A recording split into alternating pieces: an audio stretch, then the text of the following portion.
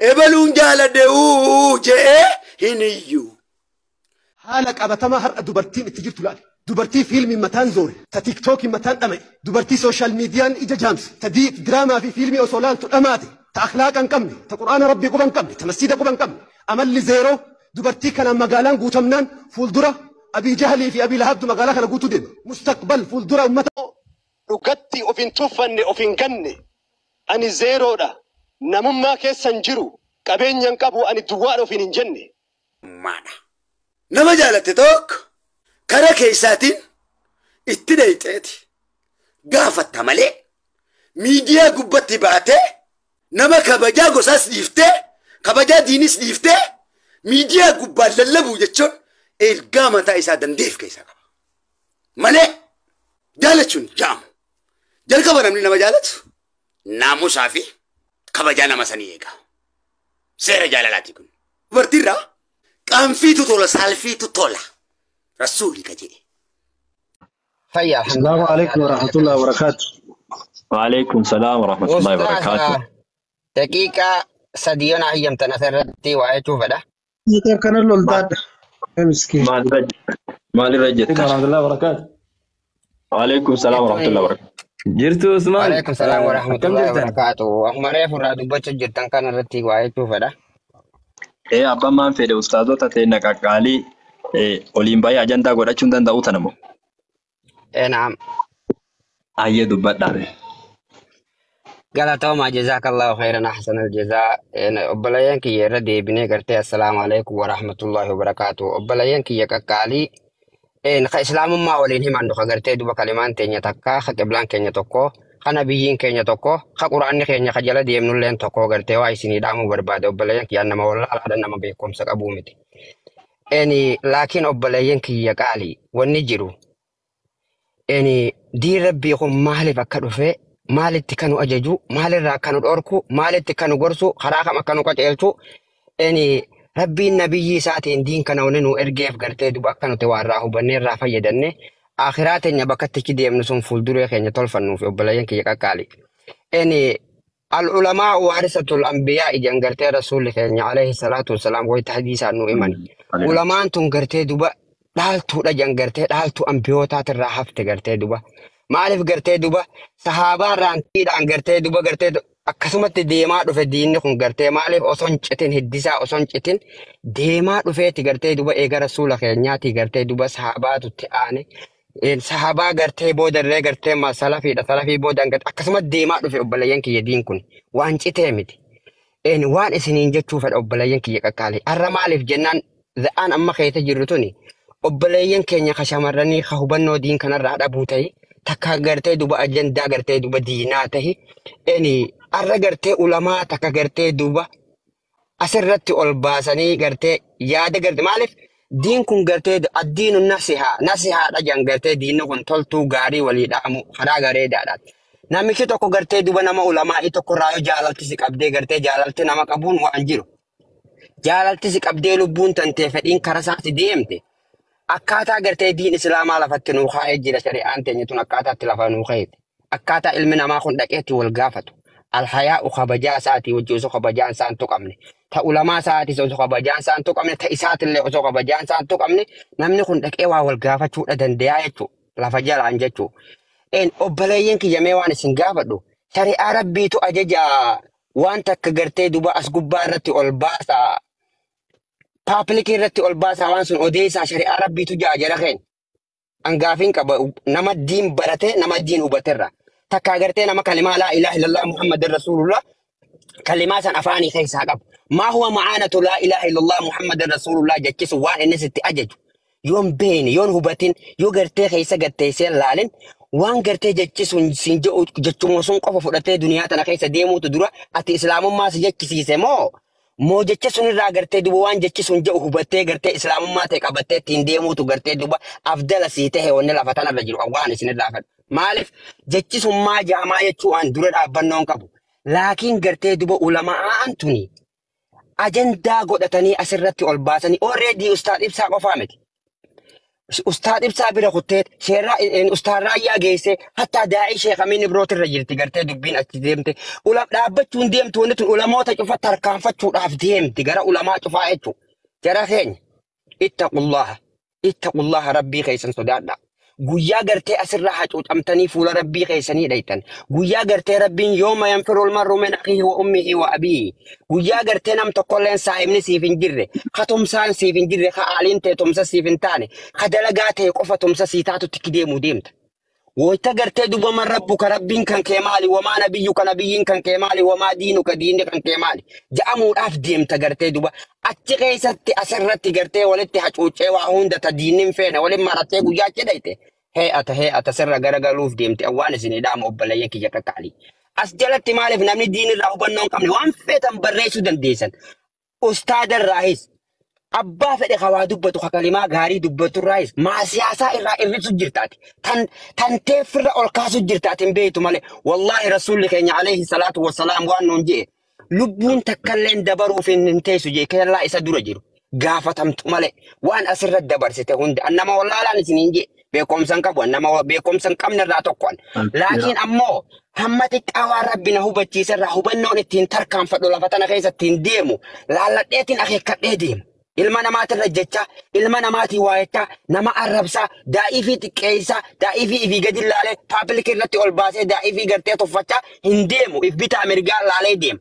Maaliif jechiniin anasirra ji'uun anaas ni xiqqeessa. Maatii tiyyataniin an keessaa bahees ni xiqqeessa. Ulamaa tiyyataniin an silaa gartee duba ija godhadhee jala deemu sanis ni xiqqeessa. Eessatti akka waliin deemnu na dhibeen. Wallahi rabbiin isiniin kakadhe obboleeyyan kiyya namtichi laa ilaaha illallah Muhammad Rasulullah jecha kana. An rabbii laa ilaaha illallah rabbittiin amana rabbii tokkichaniin dhugoomsa fayyaatu taate waan rabbiin gartee sirraa fedhu qofa akeekkadhu baradhu. Waan isinii dhaamu dura keeyta. Waan gartee nabiyyiin kan keessatti hin dhufe akeekkadhu hubadhu. Akkanuma deemtee walitti dhaawwattee duuti sitti hin dhufin. Maaliif? Kullu nafsin zaa'iqatul mawt wa innamaa tuwaffawna ujurahum yawmal qiyaamah. Lubbuun hundinuu du'a dhandhamtuudha. Eega du'a dhandhamtee booda mallee mas kan namtuudha waan dalagattee dabarfatte jiruu duniyaa tana keessatti galata ittiin galfamtuudha siin jee rabbiin. Bahuuf hin deemtu tokkolleen ilmi namaa kun jala. Saniifuu obboleeyyan keenya shamarran keenya ittaqillah. Heessumaa kunta bakka feete jiraadhu bakka feete ooli bakka feete deemi rabbii kan kee sodaadhu arraada kee kanaan guyyaa arraanni kan kee kun gartee duba qabamee dubbiin hin taane arraada keetiif deebitaas hin taane rabbiin gartee duba qaama kee dubbisuuf deemuu dhufuu deema. Osoo guyyaan sun hin geenye obboleeyyan kiyya osaan isheen keenyallee dhufe baarakallaahu fi kasheeka keenya baga nuu dhufte jazaakallahu khairan ahsanal jazaa nuu dhiyaadha. Waan isinii dhaamu ani gartee nama da'iifa waan beenarraa ulamaa dura dubbachuu gartee heeran qabu heeraan na dhoorka. Maaliif namni aliif baataa keessa jiru ulamaa fi dura gartee harkaan laatu kabajaan achi jechiin geenye gartee maaliif saniifuu obboleeyyan kiyya shamarranii waan isinii dhaamu. Walii isin arrabsina. Wal arrabsuun kun ganaadha isinirra fidamuu ta'es takkaa toltuu teenyaatti takkaa gartee duba waan ati dalagattee dabarfattee sirraa balleessiti jechuudha. Saniifuu obboleeyyan kiyya. Jecha arrabaa kana eeggadha waan jee rasuulli keenya kanaanin isinirraa bu'a namni waa lama naa'if qabe an jannata naatu isaa'if qabaa takkaa naatu harka qabee isa jannata geessa jee rasuulli keenya alayhi salaatu wassalaam.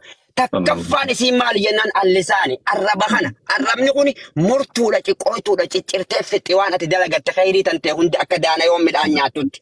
Talammadaati waan rabbiin qaama kee kanatti gartee siin qananiisee jiruu duniyaa tanatti halaaliin karaa tolaatiin karaa rabbiin sirraa jaalatuun halaan imaa rabbiin karaa sii godhen ittiin qananisiin jee bakka malee geessitee haraamiyyootti qananiite rabbiin gartee dalagaa tantee cufa sirraa balleessaa yoo jala toofaan hin jirini saniifuu galatoomaa dhiifama naa godhaa obboleeyyan yoo natti aartanillee rabbiif jecharra naa dabra. Daawaa isin godhuufadhaaf miti ammoo tan ulamaa teenyaatti xiqqoona dhukkubse ulamaa xiqqeessuurraa fagaadhaa ulamaa warraa baratan warraa hubatan warraa akeekkatan qalbii kannanii fi jalaa fudhatanii saniifuu dhiifama galatoomaa assalaamu alaikum warahmatullahi wabarakaatuh. Ustaada keenya na ol baasuu keetiifillee galatoomii horii bulii buluu dheeraadhuun. Abshir mashallah rabbi sinirraa jaalatu. Ustaada kiyya assalaamu alaikum warahmatullahi wabarakaatuh. Sheekh anaa dhufu. Wa alaikum assalaam warahmatullahi wabarakaatuh. Akkam isin fayyaa nagaa? Nagaa jirtu wayyuma alhamdulillahi rabbil aalamiin. Baga nuu dhuftan. Baga nu eegdanii jamaan as keessa jiru martuu insha Allah baga as keessa jiraattan baga wal agarre isiniin jedha.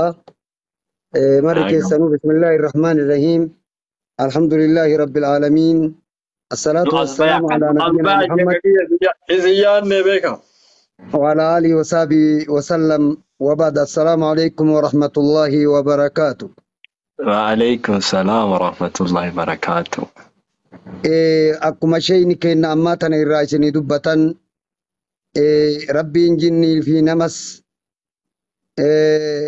بلا شنوم إبادة في جتشا دبتاني أن اللي وانو مساني سنيد بلا أمتكين جزاكم الله خيرا قرو زبنك إنكنا قرسي بائي جرا الحمد لله نمني قرسو الدجرا ربي نها وفق دلقا نها وفق ربي كيا دعاء كرا كرا يور افتودو ربي نتيم تمرا ربي جزا ديبو فيا أمتكين نتي ورّا فرقاتي متي ورّا غرغراتي مي ورّا توكو وانو بوليسك يريف دعوا قران وماني دعوا قدو أنبيوت ربين زبنا زبنا إرجع ها زبنا إرجو مر إساني توحيد كيسوان توكو دبتان جران جماكية إجابة بنت يوم عقيدة إلى الجسود دقيقة شاني وكان قران وان انتر إسني دبتو فدا واني بوكين كن اللي هدون منيني فتابيتو يو اتقود سني وما إسني اتقود إن شاء الله جولتي يا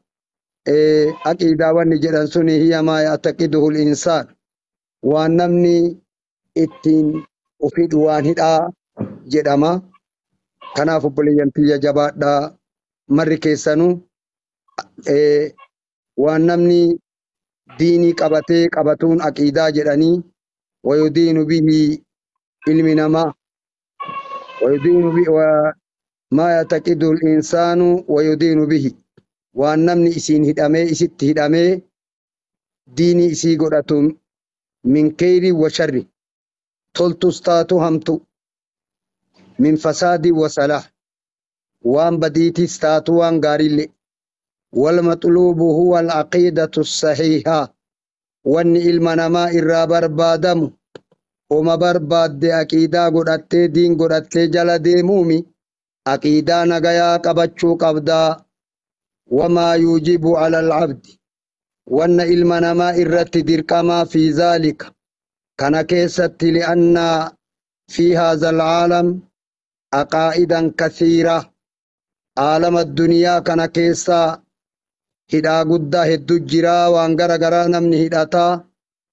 كلها فاسدة إلا العقيدة التي جاء بها كتاب الله وسنة رسوله عقيدة ونجرانتني عالم نهدو قبا مرتيسيتو باطلا تغرتي ورّي كتاب ربيتي في سنة نبيتين افتمالي جيشو جرخية إسيتو يغاريدا وهي عقيدة الإسلامية عقيدان سنتمي جنان تا إسلاماتنا تفرقاتا تهين الصافية النقية الصافية النقية من الشوائب من شوائب الشرك تقول قلو تاتي تيغسني تيمو فيا تاتي أرير شركي إراتا نغيابات والبدع والمعاصي بدع في ما ستراتا نغياتات هذه هي عقيدة التي جاء بها كتاب الله